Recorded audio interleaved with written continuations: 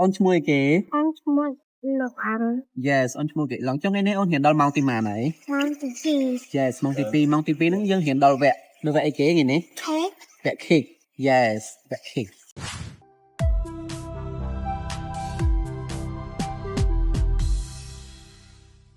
ជំរាបសួរនេះគឺជាកូនសិស្សរបស់ខ្ញុំ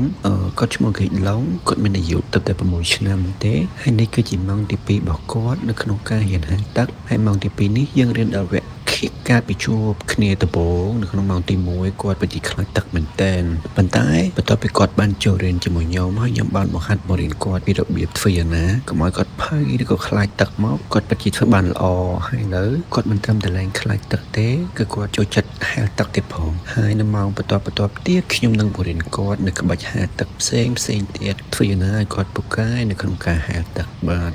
សូមអរគុណ